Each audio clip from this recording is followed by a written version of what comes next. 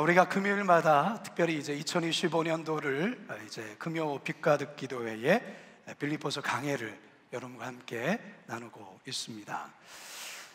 바울이 빌립보서를 쓸 때만 해도 빌립보 교회에는 이 집사들, 장로들이 세워질 정도로 조직교회의 면모를 갖추고 있었습니다. 물론 우리가 오해하지 말아야 될 것은 지금 우리 시대와 같은 그런 교회로 생각해서는 안 됩니다.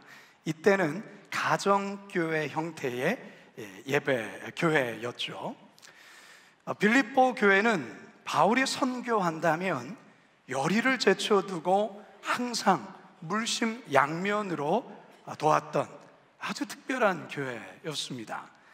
그래서 이러한 빌립보 교회의 사랑의 바울은 늘 고마운 마음을 갖고 있었던 것입니다.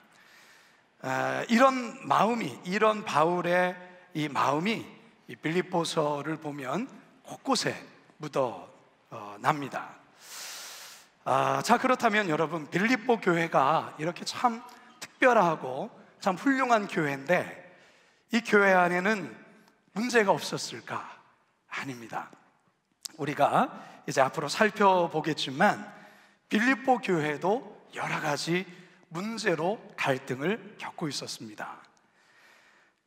바울은 이 빌립보 교회에 발생한 이런 문제에 대해서 목회적으로 권면하기 위해 이 빌립보서를 쓰기도 한 것입니다. 여러분, 우리가 보기에 아무리 훌륭한 교회일지라도 완전한 교회는 지상에 존재하지 않습니다. 깊이 들여다보면 나름의 부족함이 있고 나름의 허물이 있고 나름의 아픔들이 다 있습니다. 그러니까 여러분들이 이 땅에 어떤 교회, 완전한 교회, 문제가 없는 교회를 찾으려고 한다면 여러분 안 됩니다. 우리 교회라고 완전하겠습니까? 우리 교회도 좋은 교회이지만 저부터가 허술한 목사예요. 허술함이 많은 목사예요.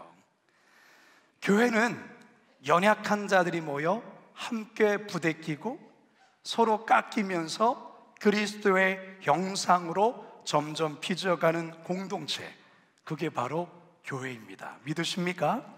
예.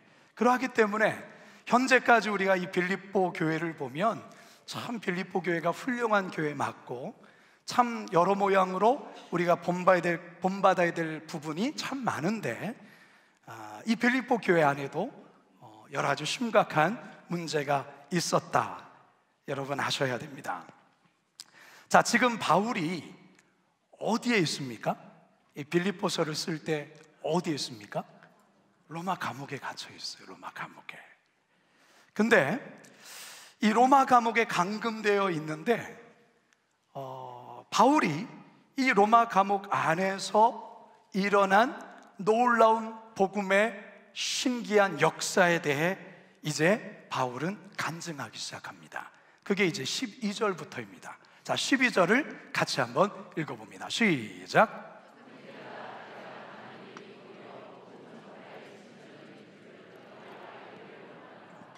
내가 당한 일, 이 내가 당한 일이란 바울이 복음으로 인해서 현재 로마 감옥에 감금되어 있는 그런 상태를 말하는 거예요.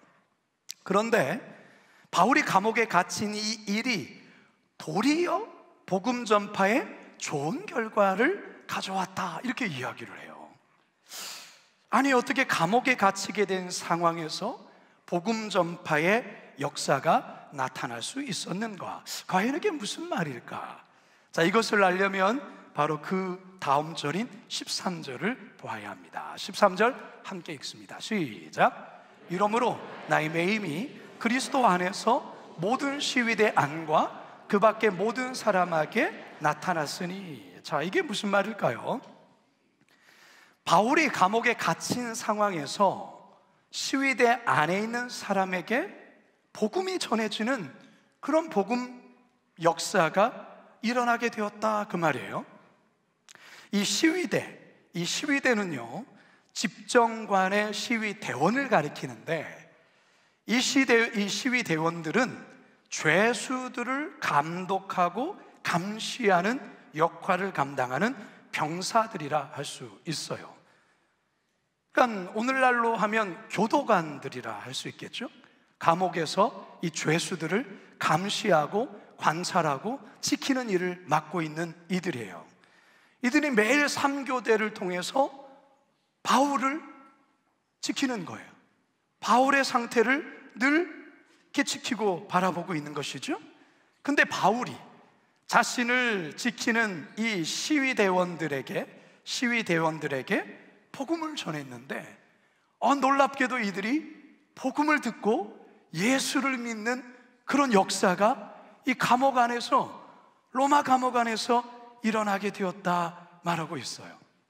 심지어 황제와 관련된 고위 관리들도 예수를 믿게 되는 역사가 일어났다는 이야기를 빌립보서 4장에 가서 이야기를 해요. 빌립보서 4장 22절을 같이 한번 읽어볼까요? 시작. 모든 성도들이 너에게 문안하되 특히 가이사의 집 사람들 중 몇이니라. 자, 가이사의 집 사람 중 몇, 이게 바로 이 황제와 관련된 고위 관리들도 예수를 믿게 되었다라는 그러한 사실을 알려주는 근거의 구절이라 할 수 있습니다. 여러분, 바울이 이처럼 로마 감옥에 갇혔음에도 불구하고 복음의 역사는 감옥 안에서도 이렇게 놀랍도록 일어나고 있다는 게 참 여러분 신기하지 않습니까? 여러분 혹시 교도소에 가본 일 있습니까? 죄 지어서 가지 않을지라도 갈 수 있는 방법들이 있죠. 제가 작년에 교도소 갔다 왔거든요. 왜 갔냐? 우리 교회 교경선교팀들과 의정부 교도소에 예배를 인도하기 위해서 갔었어요. 사실 전에도 제가 한 번인가 면회하기 위해서 한번 갔던 적은 있었는데 그 안에까지 들어가서 이 수감하시는 분들과 가까이서 예배드린 것은 제 인생이 처음이었어요. 근데 처음 이 교도소에 들어가면 경비가 얼마나 삼엄한지, 들고 온 가방이라든지 물건이라든지, 우리가 이제 공항에 들어가면 막 검사하지 않습니까? 그것과 똑같이 이게 가방이고 뭐며 다 그거를 이제 검사를 받고 통과가 되는 거예요. 들어가면 2중 3중으로 된 이 철창 문을 한 3-4번은 지났던 것 같아요. 그러면 이제 그 수감되신 분들, 그분들이 이제 시간에 맞춰서 이렇게 나오시거든요. 이 강단 안에. 강당에 저희가 이제 도착을 하고 이제 예배를 준비를 한참 하는데 이제 1명, 2명 열을 맞춰서 이렇게 강당에 이렇게 앉게 됩니다. 여러분, 그냥 살짝 좀 긴장합니다. 살짝 처음 이렇게 경험하는 거라 살짝 긴장을 하는데 다들 이렇게 어두운 표정으로 앉아들 있죠. 어두운 표정으로.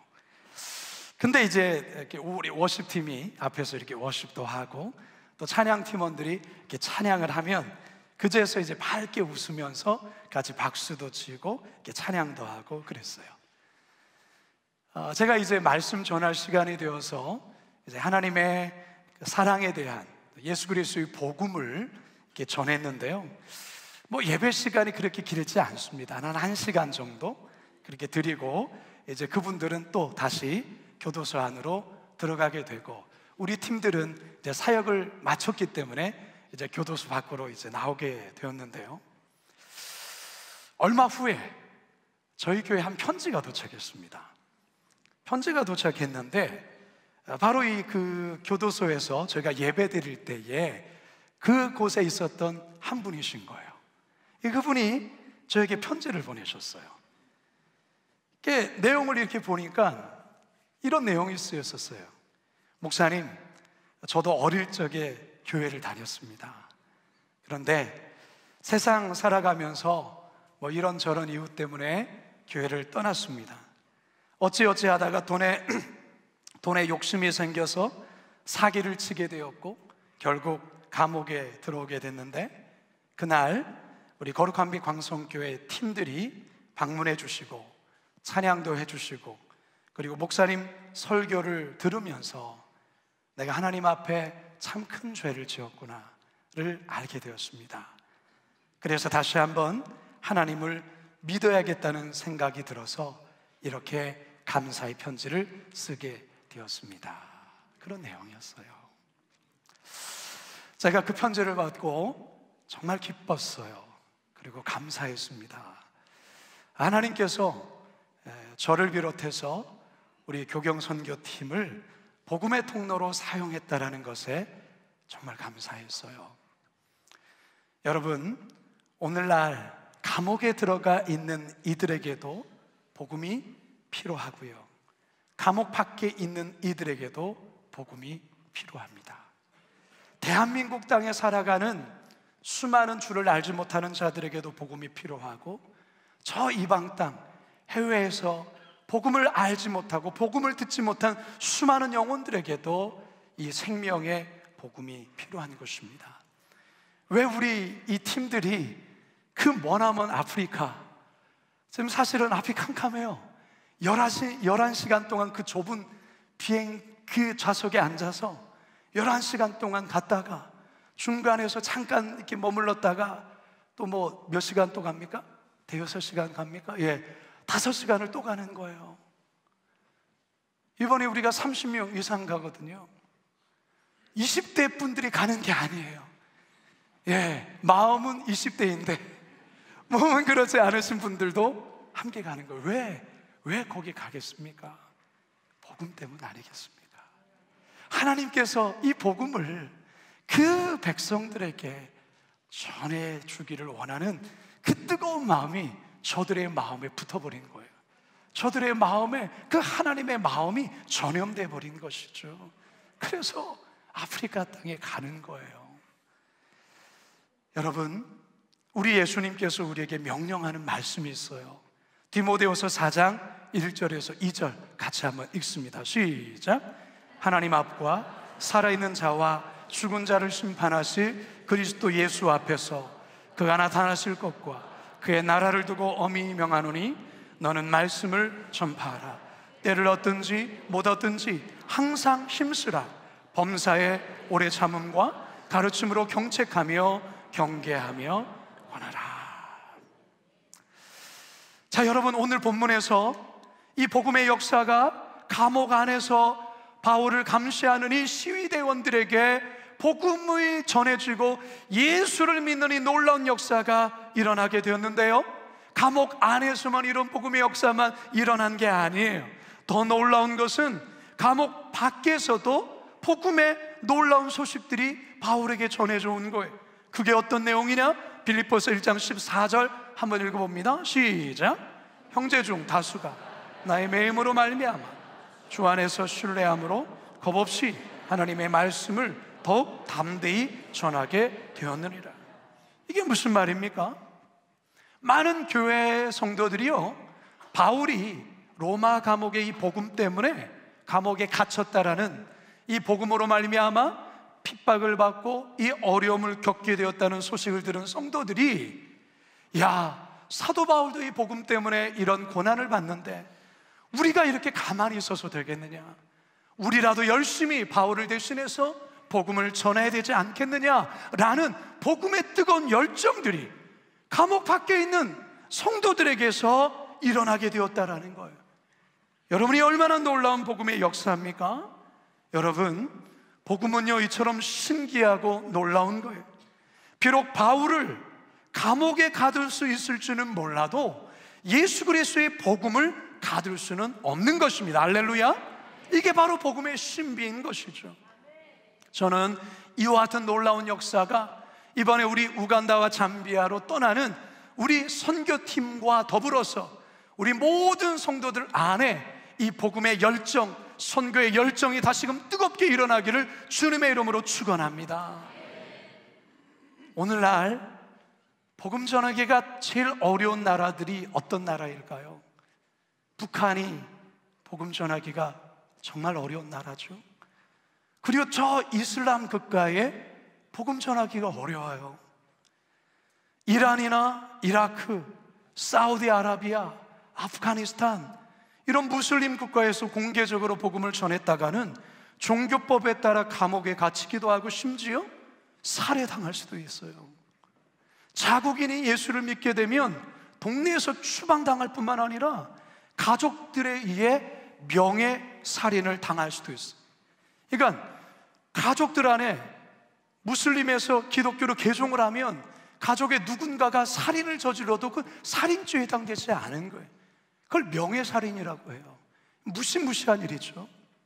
그러니까 무슬림 국가에서 복음을 듣고 예수를 믿는다는 것은 목숨을 내놓지 않으면 안 되는, 여러분, 우리가 얼마나 자유롭게 예수를 믿고 있는지를 아셔야 돼요. 여러분들이 예수 믿는다고 누가 잡아갑니까? 여러분 복음 전한다고 여러분 누가 여러분에게 살인 협박을 합니까? 아니잖아요. 굉장히 자유로운, 복음 전하기 편한, 그런데 우리는 복음을 잘 전하지 않잖아요. 여러분, 우리가 반성하셔야 돼요. 반성하셔야 돼요. 근데 여러분, 우리로서는 참 이들에게 복음을, 예수 그리스도의 복음을 전하기가 너무나도 어렵고, 어떻게 이런 나라에 정말 선교할 수 있을까, 이런 생각을 하지만, 여러분, 복음은요 오늘날도 아주 신기한 방법으로, 놀라운 방법으로 무슬림인들에게도 복음이 전해지고 있고 그들 안에 개종하는 일들이 벌어지고 있다는 거예요. 이슬람 국가에서 정말로 은밀하게 복음을 전하는 선교사님들의 이야기를 듣다 보면 대단히 신기한 이야기를 듣게 됩니다. 꿈에 예수님께서 이들에게 직접 찾아가셔서 십자가의 복음을 전해주고 꿈을 통해서 예수를 믿는 그런 놀랍고도 신기한 일들이 벌어진다는 거예요. 그래서 그리스도인으로 개종하는 일들이 있게 된다라는 것이죠. 저는 이런 소식을 듣다 보면 우리 주님 이 땅에 재림하실 날이 가까웠구나 라는 느낌을 받아요. 우리 주님 언제 이 땅에 오신다고 했습니까? 복음이 땅끝까지 전해지면, 예수 그리스도의 복음이 모든 민족에게 전해지면 예수님은 그때 다시 오겠다고 말씀하셨어요. 지금도 복음이 전파를 통해서, 라디오를 통해서, 또한 TV를 통해서, 다양한 방법을 통해서 지금도 복음이 전해지고 있고, 심지어 예수님이 직접 꿈에 찾아오셔서 무슬림들에게 복음을 전함으로 말미암아 그런 놀라운 복음의 역사가 일어나고 있다는 것은 우리 주님이 이 땅에 오실 날이 그리 오래지 않는다, 그 말이에요. 이 마지막 때에 저와 여러분들이 주님께 복음 전도에 쓰임받는 성도님들 되시길 주님의 이름으로 축원합니다. 자, 이제 본문으로 다시 들어와서 시위대 안에 복음이 전해지고 감옥 밖에 있는 유약했던 그리스도인들이 사도 바울이 갇힘으로 말미암아 선한 자극을 받고 복음을 담대히 전하는 이런 놀라운 역사가 일어난 것, 이건 너무나도 좋은 소식인데, 그런데 바울에게 고통스러운 일이 벌어지게 됩니다. 그게 어떤 내용이냐? 자, 15절에서 17절이에요. 함께 읽습니다. 시작.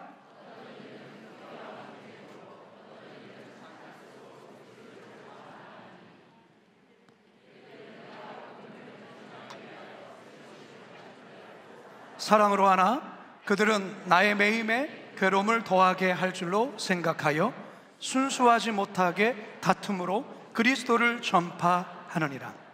자, 여기 보면 어떤 이들은 투기와 분쟁으로, 어떤 이들은 착한 뜻으로, 이 어떤 이들이라는 두 부류의 무리들이 등장을 해요. 착한 뜻으로 그리스도를 전파하는 무리는 방금 전에 말씀드렸던 바울의 이런 소식을 듣고 우리라도 더 열심히 복음을 전해야 되지 않겠느냐 한 이들이에요. 그런데 또 어떤 이들이란 무리가 있는 거예요. 이들은 바울을 힘들게 하는 무리였다라는 것이죠. 그들은 투기와 분쟁으로 그리스도를 전파하는 자다, 이렇게 말하고 있어요. 17절에 보니까 바울에게 더욱더 괴로움을 더하게 하기 위해서 순수하지 못하게 다툼으로 그리스도를 전파하는 자다, 이렇게 언급하고 있어요. 자, 그러면 바울의 마음에 큰 고통을 주기 위해 좋지 않은 의도로 그리스도를 전파하는 이들은 과연 구체적으로 누구냐라는 거예요. 여기에 대해서 학자들이 여러 견해들이 있습니다. 다 설명드릴 수는 없지만 그 중에서 크게 두 가지를 여러분께 말씀드리면, 어떤 학자들은 아마도 이들은 로마 교회의 지도자들일 것이다 라고 말하는 이들이 있어요. 이게 무슨 말이냐면, 그들은 이 투기와 분쟁으로, 그리고 바울에게 괴로움을 더하게 하려고 라고 말하고 있는데, 이 로마 교회 지도자들은 바울이 로마에 오기 전에는 교회에서 자신들의 인기와 지도력의 영향력이 컸는데, 지금 바울이 비록 로마 감옥에 갇혀 있기는 하지만 바울이라는 존재만으로도 자신들의 입지가 흔들리게 되면서 바울에 대해 시기와 질투심이 생긴 로마 교회의 지도자들이다라는 거예요. 그래서 그들이 복음을 전하면서도 바울에 대해서는 좋지 않은 이야기를 하는 거예요. 바울에게 뭔가 문제가 있다라고 그렇게 하면서 복음을 함께 전했다라는 거예요. 자, 이런 부류의 사람들일 것이다 라는 해석이 있고요. 또 다른 견해는 뭐냐면, 바울을 시기한 로마교회 지도자들이라기보다는 열성 유대주의자들이다 라고 보는 견해가 있어요. 아니, 어떻게 유대주의자들, 열성 유대주의자들이 그리스도를 전파하는가? 이게 뭔가 좀 이해가 잘 되지 않은데, 이것은 당시의 재판 상황을 우리가 고려하면 이해할 수가 있어요. 유대주의자들, 이 열성 유대주의자들은 바울을 향해 일을 가는 자들이죠.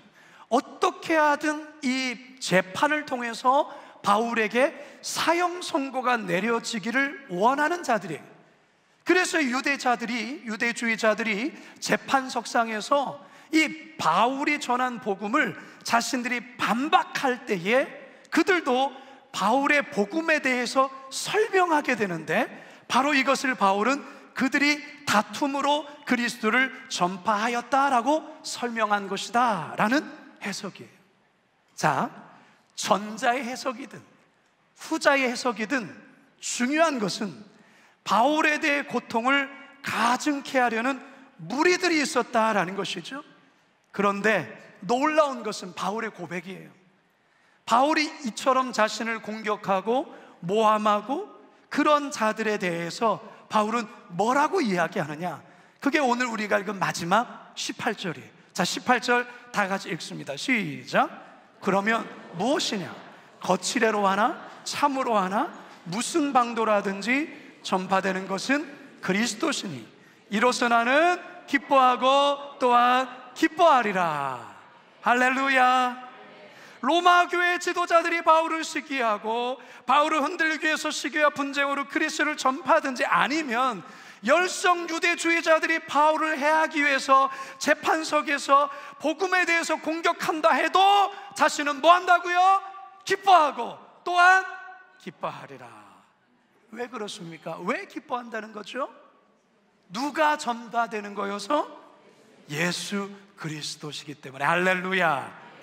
여러분, 이겁니다. 기뻐하고라는 헬라어는 카이로, 이건 현재형, 현재. 나는 지금 기뻐한다. 기뻐하리라. 카레소마이, 이건 미래형이에요. 미래형. 앞으로도 기뻐할 것이다.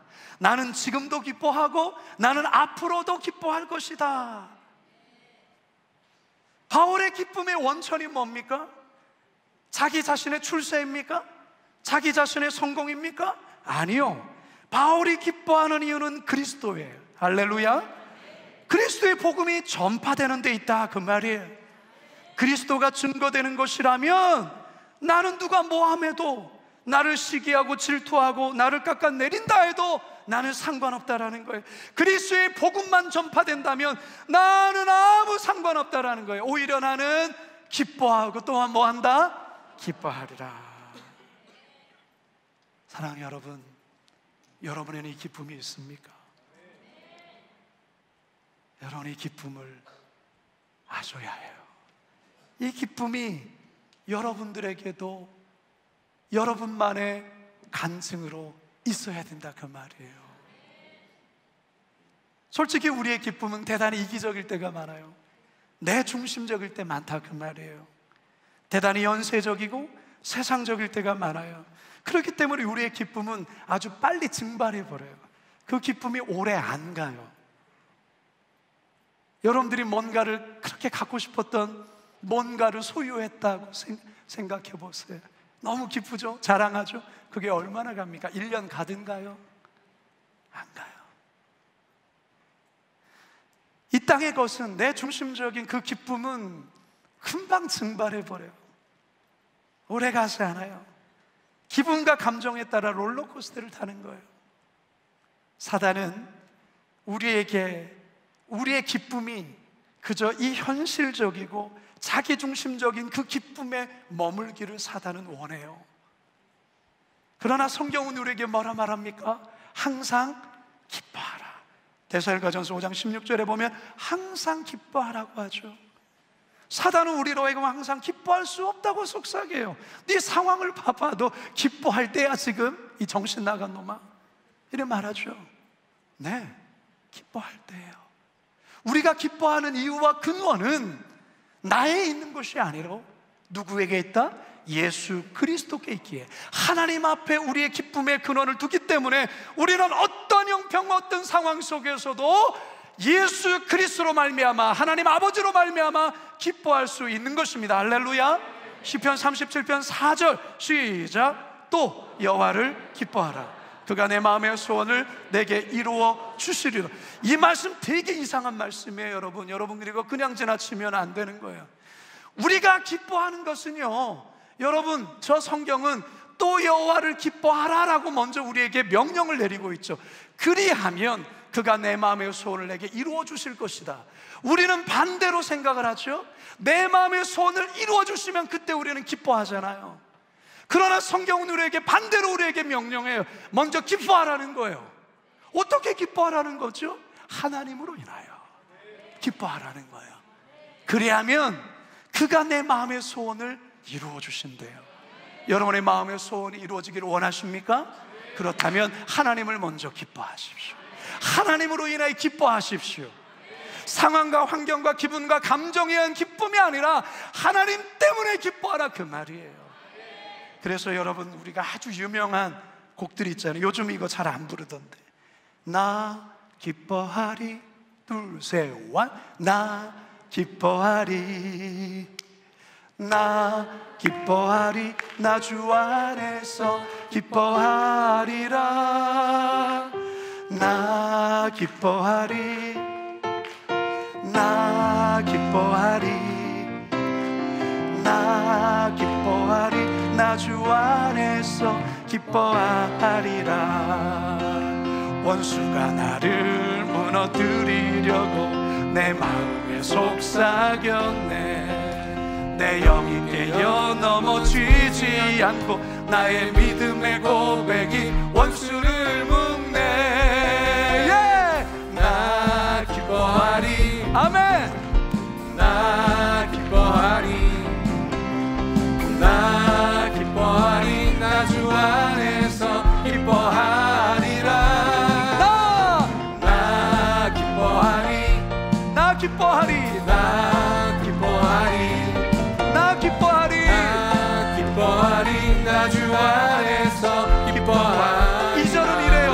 환경의 지배를 받지 않고 내 말의 힘과 목소리, 느끼는 감정과 상관없이 내 마음 기뻐하기로 결심을 했네.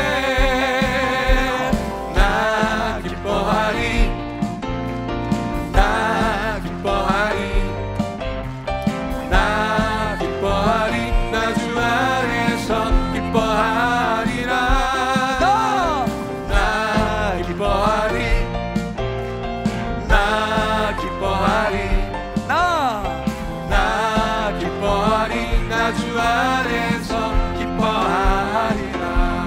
할렐루야. 우리 선교팀 이 찬양 반드시 기억하셔야 됩니다. 우리가 기뻐할 때 원수들이 두려워합니다. 우리가 기뻐하는 것이 영적인 전쟁에서 대단한 파워 있는 무기예요. 주 안에서의 기쁨 말이죠. 바울이 지금 감옥에 갇혀 있어요. 근데 그는 나는 기뻐하고 있고 앞으로도 기뻐할 것이다. 어떻게 해서 그게 가능해요? 예수 그리스도 때문에. 예수 그리스도의 복음이 전해진다면 나는 어떠한 것도 나는 기뻐하고 기뻐할 것이다. 이게 바로 그리스도인들의 기쁨의 신비라는 것입니다. 예수를 알지 못하는 자들은 절대로 이 기쁨을 소유할 수가 없어요. 예수 그리스도를 구주로 믿는 자들, 물론 그리스도를 믿는 자들 모두가 이 기쁨을 소유하는 것도 아니에요. 저는 이 밤에 우리 모든 성도들 여러분 안에 그리스도로 인한 이 기쁨, 상황과 환경의 지배를 받지 아니하고 내 팔의 힘과 목소리, 느끼는 감정에 상관없이 그리스도로 인하여 기뻐할 줄 아는 그 기쁨의 능력을 소유하는 우리 모든 성도들 되시길 주님의 이름으로 축원합니다.